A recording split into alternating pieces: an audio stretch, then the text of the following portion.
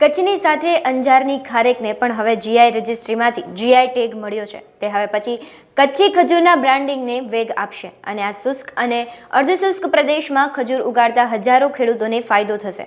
500 વર્ષ જૂની જાતને આખરે જીઆઈ ટેગ મળ્યો છે। આ ટેગ કચ્છની દરેક ખારેકને એક ખાસ ઓળખ આપશે। જે રીતે દાર્જિલિંગ તેની ચા માટે પ્રખ્યાત છે, તે જ રીતે કચ્છ તેની ખજૂર માટે પ્રખ્યાત થશે। તે ખેડૂતોને પ્રીમિયમ દર વસૂલવાની મંજૂરી આપશે અને નિકાસને પણ વેગ આપશે। જે ખેડૂતો જીઆઈ ટેગનો લાભ લેવા માંગતા હોય તેમણે આ એફપીઓ અરજી કરીને સભ્ય બનવું પડશે। એક સમિતિ તેમના દ્વારા ચોક્કસ ખેતીની જમીન પર ઉગાડવામાં આવતા ફળોની તપાસ કરશે અને સભ્યપદની મંજૂરી આપશે। આજે શ્રી રતનાલ ગામે હું નારાયણભાઈ રૂપાભાઈ આહિર મારે વાડીની અંદર 25 એકરમાં દેશી ખારેકનું વાવેતર કરેલ છે અને જે ગુજરાત સરકારે જીઆઈ ટેગ જે આપેલો છે એમાં અમારા ખારેક વાવતા ખેડૂતોને ખૂબ અનુરૂપ છે અને આનો અમને આ ભવિષ્યમાં લાંબે ગાળે ફાયદો થશે। માટે દેશી ખારેકને ખેડૂતોને જલ્દી જીઆઈ ટેગ આપો એવી અમારી સરકારશ્રીને વિનંતી છે। બસ ખૂબ આભાર।